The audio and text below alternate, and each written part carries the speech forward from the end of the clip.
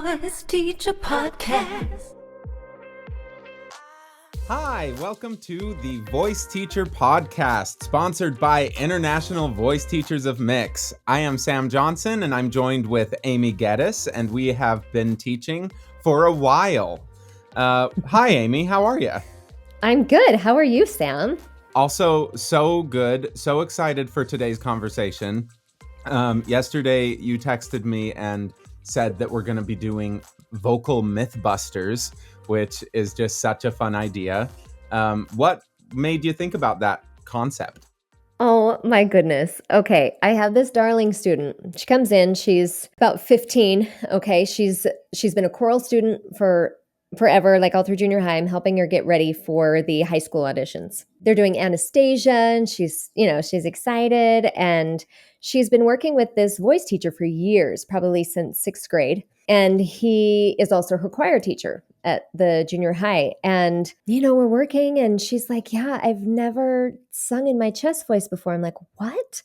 And she's like, well, my choir teacher said that that's bad, like that you shouldn't ever sing in your chest voice because it will ruin your voice. Uh-huh. I was dying. I just kind of had to sit. I'm like, are you kidding? Let's start with our first Mythbuster thing. So we have a lot of these. We're going to try to go fairly quick between all of these.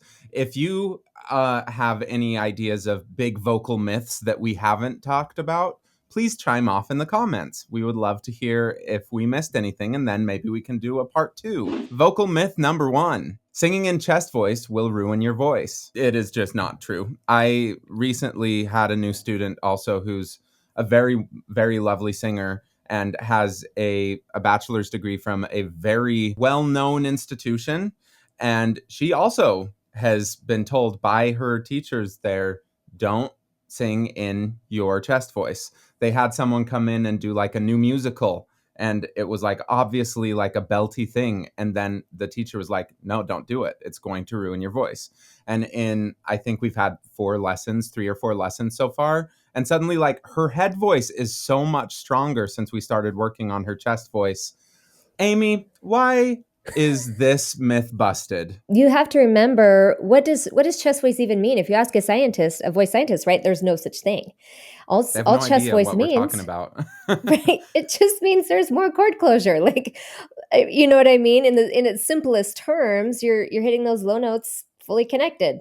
Okay, Mm-hmm. So what's wrong with that? It's interesting how it's like teachers will have one experience with one person. That person could have been extremely heavy and muscled down, probably dealing with muscle tension dysphonia, and assumed, oh, well, chest voice ruins your voice, not really understanding the difference. And then they assume that's how it is for everybody. Nobody should ever do this.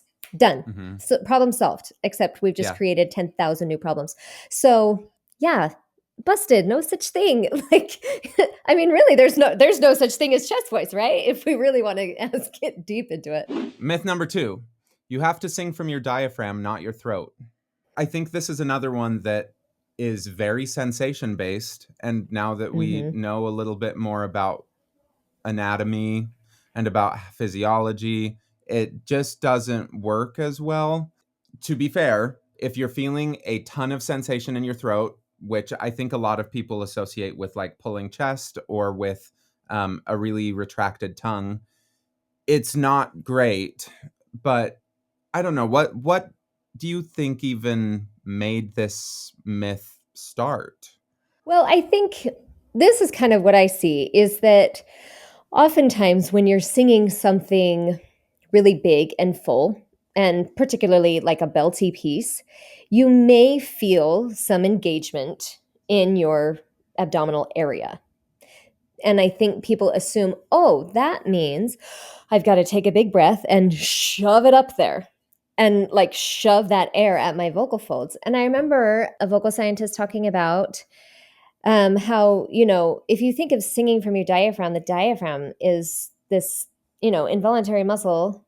And I could be wrong on that. I totally make mistakes in my science all the time. Well, but something from what I understand, that we can't actually feel. There are no nerve endings in the diaphragm, and it's involuntary in that we can't just like consciously flex it. but it is slightly controllable because we can control our breathing and we can also control other muscles around it. So it's this weird kind of gray area of, is it voluntary or isn't it? Well, but the force that the diaphragm can create, I guess, is so many more times the force of the vocal folds, that what they can create is that you're automatically at an imbalance. So if you try to quote unquote sing from your diaphragm and you're taking these big breaths and you're basically going to overload your voice and blow the cords apart more than you're going to keep them connected. So vocal control or breath control, quote unquote, really should come at the vocal fold level instead of quote unquote the diaphragm, because I don't know. I mean, the diaphragm doesn't have any vocal folds in it, so I don't know how it makes sound. So I don't know how you could sing from the diaphragm. But people say that all the time. They come in, I know I need to sing from my diaphragm. I'm like, oh, that's really nice. Well, let's talk about some other things. Yeah. And I don't, deal with it then. But I don't think it's worth like bringing up a lot in lessons. It's more just like trying to trick into different sensations or just, I've found actually that just thinking about the ribs not collapsing very quickly is a way better way to use these torso muscles than like thinking about pushing down. But again, if it's working for you, go for it. I think that a lot of this problem is just when we try to impose it on others and when people are learning how to sing, thinking that they have to feel this in a certain way or they're somehow doing it wrong. Is really tough. Vocal myth number 3, the diaphragm is near the belly button. It's not I guess it's kind of, but it's not. The diaphragm connects to your ribs. It's this big kind of pancake-like muscle, but it's what separates your lungs, your thoracic cavity up here from your guts. And it's that's a lovely image. I like that. Like a pancake in the middle of your body above your guts. Mm-hmm. Yeah. And so when people have like some kind of hernias, it's when like their guts come up through the diaphragm and it's on the wrong side of everything. If you don't have a diaphragm, you're gonna die. If you're not using your diaphragm when you're breathing, you're dead. Like you're using it. I think that it is a fair thing to think, I'm going to let my air go really low and not let it be clavicular or just high chest breathing. But that's more about getting out of its way so that the diaphragm can move rather than moving the diaphragm. Anyway, that's not where the diaphragm is. Number 4, if you can sing classical music, you can sing anything. I think that a lot of classical music is really, really difficult to sing. And I think that going through the process of learning to sing classical music, you learn a lot of skills about how to learn things sometimes, but just assuming that doing that will allow you to sing any pop music, any rock music at a level that is professional and that sounds like those genres without spending extra time in those genres to become, professional. I think it's just complete baloney. Like if you hear a lot of people who have only sung classical music try singing in other genres, they sound just wrong. And it doesn't mean they can't learn how to do the other stuff. It just means that no, like there's another step in between, I think. My experience for learning to sing classical music myself was just that it was so much harder than a lot of the other stuff that I've done, that then going back to some other kinds of music, I'm like, oh wait, I don't need to musically, it's just not as challenging. Vocally though, like there's a lot that's absolutely as challenging. It's like the difference between watercolor painting and oil painting. You have to use I don't know if you paint ever. I like to paint, but like oil paints, you have to mix with oils. You have to clean them differently. You have to do everything differently. You get an incredible painting and the hues you can work on it indefinitely almost. Like, I mean, an oil painting isn't necessarily done or dry like until you spray finisher on it. You can go back into that painting for a good 10 years even and still work the paints. I mean, that may not be totally accurate. Like, Leonardo da Vinci was carrying around paintings for like 30 years just because, and as he would learn new things, he would just make little adjustments it's a cool medium. But like a watercolor is so different. Like your paper can only handle so much before the integrity is compromised. You can only layer the colors so much until you get mud. Like it just, and it's not as forgiving. It's not as redoable, So you kind of have to just start over again if your watercolor doesn't work. And I feel like opera versus pop, I don't even know which would be which, but just like the way you handle those are so different that if you treat them exactly the same, if I go to like mix my watercolor with an oil medium, it's going to be a mess. I don't know, maybe it could be pretty cool, but you just have to use it differently, thin it out differently. But there's just still like the some voice. stuff obviously in common between the two, and I think Yes. that's Yes. a pretty similar thing with this. Okay, where are we at? 1, 2, 3, Lemon 4, juice. 5. Lemon juice is good for the voice. Oh my goodness. Okay. I am the choir director for my church, my local group, and I actually absolutely love it. It is so fun. I love teaching the people in my church how to sing. Like it's seriously is the best opportunity because it's a chance to like make them sound good, But there is this sweet man who keeps lemon juice we practice in his home, in his space. And I remember he was like holding it up to me, like, anybody need some of this? Like going around squirting it. I'm like, oh, I think he really thinks that like you should take lemon juice before you sing. And I mean, there's so many things about that, right? Is lemon juice really bad for you? No. Is it really going to help your voice? Like from my understanding, Placebo is a pretty awesome thing, so it could. But I mean, maybe if you have like a lot of phlegm, but you think about it, like your epiglottis is going to cover your vocal folds. So if you swallow lemon juice, it's just going to go right past it. I also had a student think that drinking olive oil, like a swig of olive oil, would like before. lubricate things. Yeah, It's kind of like spraying maybe if you gargle it. Spraying some WD-40 on your knees. Yeah. Yeah, placebo is a very cool thing. When you swallow things, it doesn't go through your vocal folds. They're just different tubes. If you find that putting some lemon in your tea makes you feel like you're a better singer, go for it. There's nothing wrong with that, I think. And everyone is so personal that it's like some people can really get away with drinking chocolate milk right before they go to sing. Most people cannot, but you kind of have to explore and figure out what works for you. Number 6, only men have falsetto and only women have head voice. What's the difference between these? Well, I would say falsetto is just, I mean, they resonate in the same space, but simply put, I would say falsetto is very disconnected, a much lighter connection than a head voice. A head voice would just be more connection up in those upper resonances. Is that similar to what you would say? Pretty similar. I find that for a lot of people, they will say they feel very similar, like they feel them in a similar part of their body. Falsetto to me is a good way to just describe a sound quality. It's like it's usually a little breathier, it's usually pretty quiet, it's usually pretty high. And that's a thing that you can talk to a producer about and be like, oh yeah, I was looking for this more falsetto sound. But maybe as a singer, if you're not able to do it in that way, or if you maybe are just mixing so well and you don't want to go completely disconnected, then you can just say, oh, I'm just going to make a little bit more breathy or go into a slightly lighter mix. Only men have falsetto. Women can also make that kind of sound. I feel like pretty much most humans can make that kind of breathy sound, and only women have head voice. Pretty much every tenor, like if you're singing up above a G, you're going to be in head voice, unless you're just pulling chest like crazy. It's just, yeah, that's not true. That's not true. Yeah, just not true. 7, I can't sing because I'm tone deaf. Have you ever met anyone who's tone deaf?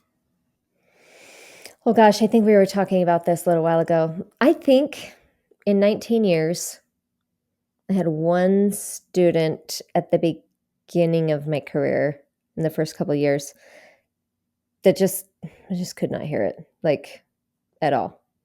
I've had people very pitch challenged. I have a couple that I work with currently that really struggle, but they're not totally tone deaf. They just can't get their body lined up. But yeah, and maybe I just was too young and inexperienced at the time to even know how to help that kid, And I had like 4 lessons with him. So Who knows? Maybe I've never really had anyone completely tone deaf, but I've had people who struggle for sure. Yeah, most of the time people who cannot match pitch just haven't been taught how. If you hand me a violin, I'm not going to be able to match pitch very well. And You could put stickers on it. They'll show your fingers where to go. yeah, I might be able to figure it out over some time, but it's sure going to sound pretty terrible. Like there's going to be that learning curve. And I think a lot of people just don't really give themselves that time to learn it.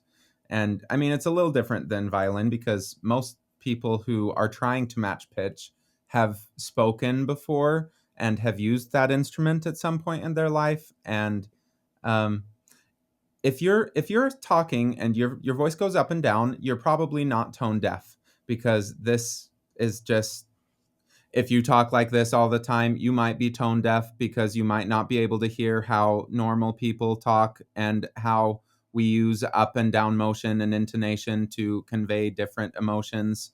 At that point, I think that someone might be tone deaf or have a chance of it. But That was awesome. But I even heard inflection in that, so I don't yeah, know. it's I don't think it's there. Where are we at? Number 8, being nasal is bad. I think that a lot of times it's not the most desired sound, but again, this is another thing that is it nasality of coming in of like an M?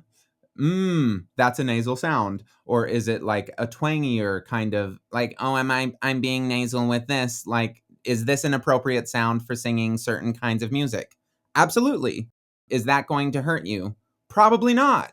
There's a chance that you're getting that nasal sound by elevating your larynx, and that is harder to sing with. But what do you think about nasality? Yeah, I think it's totally an aesthetic thing. Often I have to get people to be more nasal to get the freedom in their larynxes to activate because we got to take the pressure off of somewhere.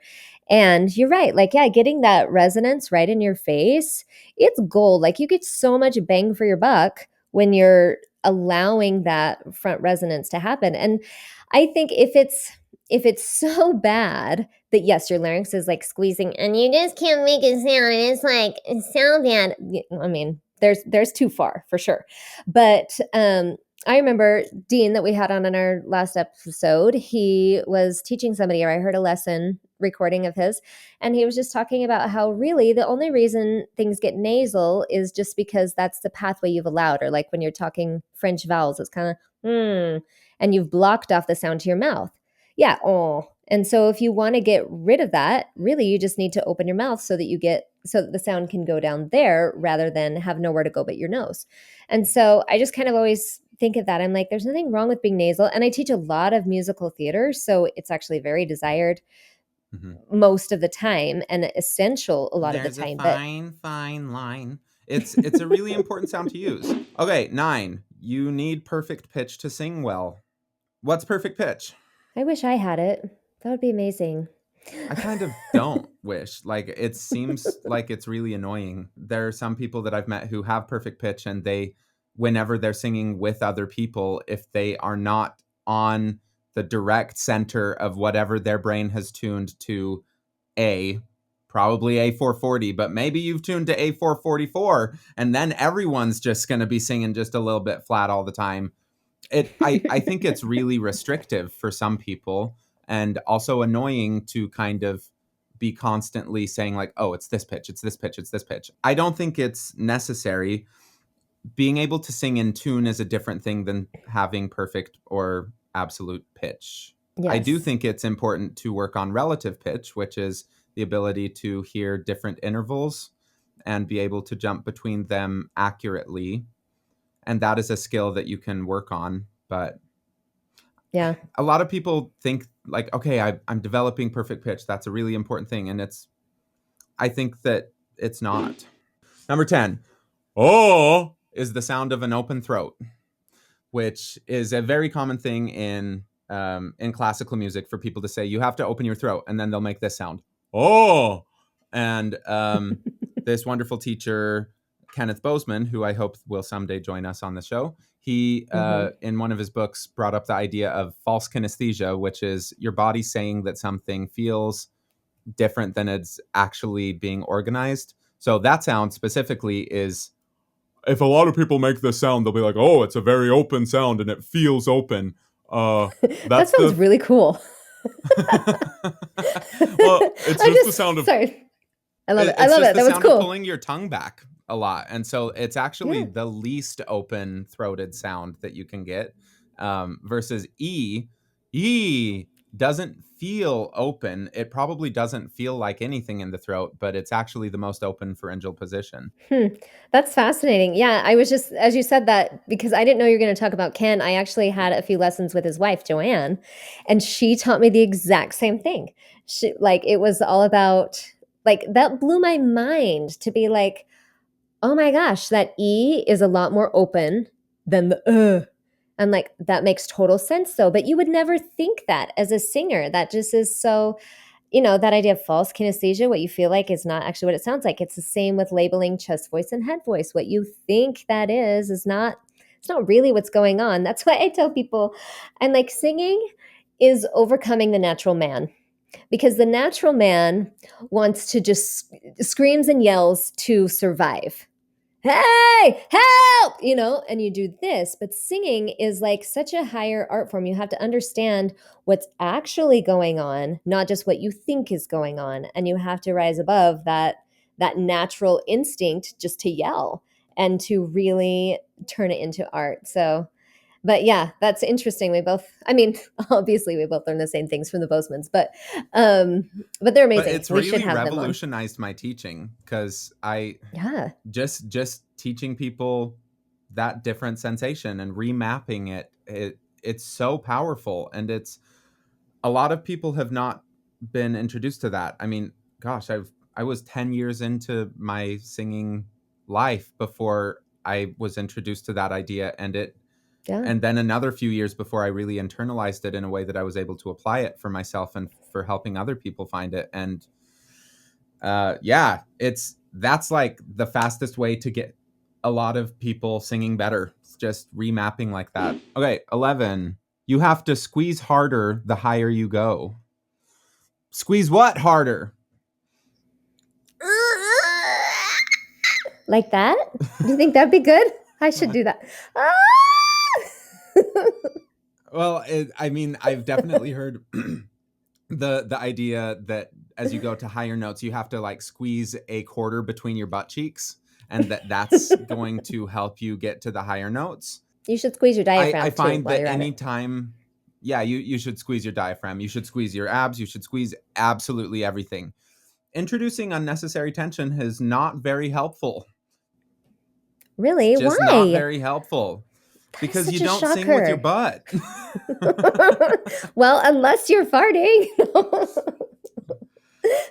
I think Mark Baxter has a video on that, about flatulence and the similarities between flatulence and singing. Yeah. And what's funny is I always think every time I go dry my hands in a public bathroom when they have those accelerator air dryers, and I put my hands together and I just watch the skin flap. I'm like, oh, that's gotta be what my vocal cords look like. Anyway, the things that entertain me. Woo. Yeah, you don't 12. need to squeeze. You don't need to squeeze anything. I actually want you to not squeeze. Just relax. We do not recommend squeezing unnecessarily while singing. It usually doesn't work out well. Number 12. Boys shouldn't train when their voice is changing. I don't know. You're a guy, Sam. What do you think about that? What was your experience? My experience was that before my voice change, I was able to sing really high and it was easy and I never had to think about singing. And then my voice changed and I tried to approach things the same way and it was not helpful. And then I went to Dean and Terry when I was 16, 17, and they just had to kind of pick up the pieces. And I just 3 or 4 years of me trying to figure it out on my own, I developed a lot of habits that I still deal with. And I think it would have been lovely for them to be actually, there's this other option, when I was trying to figure out, and I was miserable that I wasn't able to make the same sounds that I was used to making. So are you saying you didn't train during your transition? I did not. No, I didn't have, my first voice lesson was after my voice had pretty much gone through the main big drop. Okay. I wish that I had trained during my transition. I think that there's different expectations that we can ask from pubescent people of like, maybe you're not going to get the exact same sounds that you're used to. Maybe you're not going to get the same ones that you're going to get in another few years, but figuring out different ways to make sound that doesn't hurt you and that is leading toward good vocal habits is a really important thing. I think it's really useful to start voice lessons. Doesn't matter who you are, like around 12, just because everyone is going to start changing physically through that area. And even if it's not going to be perfect all the way through, I think people who go through that with that training don't regret it usually. Okay, 13. I can't sing high. Well, yes, you can. You just haven't felt it before, so you don't know how. Yeah, most people can sing high. They just haven't figured it out. 14. That only an hour per week session will make them great. If you're taking a voice lesson for an hour a week, like that's a lot of voice lessons. I only have a few people who I teach that much. And I think for like most adults, that's honestly overkill if you're not trying to be a professional. But if you're only singing in that 1 hour a week, you're not going to be singing enough to become great. Just straight up. You got to sing a little bit more than 1 hour a week to be really, really good at singing. 14. People expect that the powerful sound has to give a powerful feeling in their body. This is something that really, really messed with me because you hear a lot of like wonderful rock singers, pop singers singing high notes and really, really heavy. And it sounds awesome and it sounds so powerful. And then as someone who was squeezing a lot through my vocal transition, I felt like I would have to feel the same for singing high notes as I would for singing low notes. And that's something that I still am working through. Like I have to remind myself pretty much every day, no, it's not going to feel the same. And the first time that I figured out how to sing like a high C in a really full voice and I didn't feel anything in my chest, I was like, wait, I know I've been telling people this for a long time, but it's actually true. Like you won't, because I thought that mix, okay, so it's a mix of head voice and chest voice, therefore I'm going to have to feel something in my chest. And when that wasn't the case, it just blew my mind. Yeah, singing high notes in full voice doesn't necessarily mean that you will feel them the same way that you would feel speaking in chest voice. 16, altos don't have high notes. What's an alto? First off, like alto is a part in a choir. Alto isn't a voice type. And they do have high notes. Sometimes it's just that most alto lines in choirs are just like this.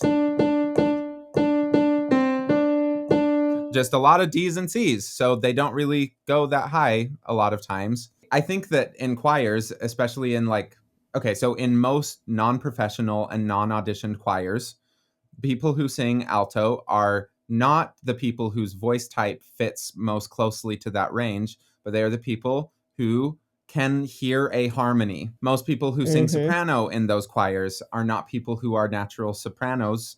They are people who need to sing the melody a lot of times. And that's totally fine. Some of the best trained singers that I've heard who are like really low voices, they can sing just as high as pretty much anyone else. It's just they sound different when they do it. And that's the thing that I think a lot of people run into problems with is this idea that voice typing is just range based. It's simply quality not. based. It's timbre. It's quality based. Yeah, because it comes from Western classical music of like, you're this kind of voice. Okay, I know the exact roles that you are going to be able to play, and it saves some time with that. But as soon as other normal people kind of get a hold of that, it becomes a limiting factor saying, I'm an alto, therefore I can't sing high notes. And it's that restriction in your mind that's making you not be able to sing the high notes, not your body most of the time. Okay. Thank you for this wonderful idea. That was fun. Do you have any last thoughts? Oh my goodness. I think as teachers, you just got to keep singing.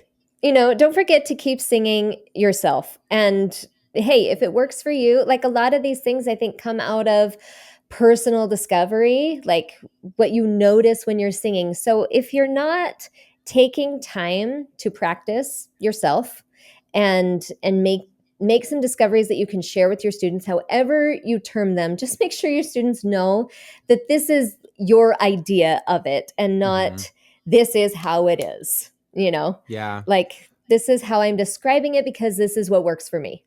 And I think if you just go with that, you're good. Like you're doing good, teachers. You get out there and you help people sing, right? That's what we want. I think that's something I saw in common with a lot of these is just people expecting their experience to be the exact same as someone else's and teaching that your experience needs to be the exact same as someone else's. And if it's not, you're doing it wrong. Therefore, people learning how to sing are chasing the experience that someone else had rather than just like putting a label on whatever their own experience is. And that's the thing that I think that having a really good voice teacher is useful for, is just calling you out when they're doing something good and then saying, put your own label on it. Here are some other labels that some other people have used. What's your experience like? And giving the power to the individual, because there is so much wrong with voice teaching culture. And I think a big part of it is this idea that like there's just these masters that know everything and we have to be these serfs bowing down to them and making ourselves do things the exact same. And it's just demoralizing, and it takes away any sort of individuality of a voice and of an experience, and of like, we're all different people. Why we cannot expect it to be the same. And that's what I saw with like all of this is just, yeah, maybe it worked for someone, whatever. Yeah. Cool. It's not real. It's like Dean said in the last episode, squeeze that lemon. Might work for one person, but yeah. Squeeze that lemon juice into your mouth and then drink it, and then you'll be a better singer. Yeah. Brought to you by Tom. Thank you for listening. Oh, no. Now let's listen to Maz sign us off. Thank you. Oh, thanks, everybody. Thank you for listening to the Voice Teacher Podcast, brought to you by IFTOM, International Voice Teachers of Mix. Your co-hosts are Sam Johnson and Amy Geddes. Learn more about IFTOM at iftom.org and find Sam Johnson at vocalese.net and Amy Geddes at breakthrough-studios.com. Voiceover and theme song by Maz Mazak, and this podcast is edited by Amber. You have been listening to the Voice Teacher Podcast.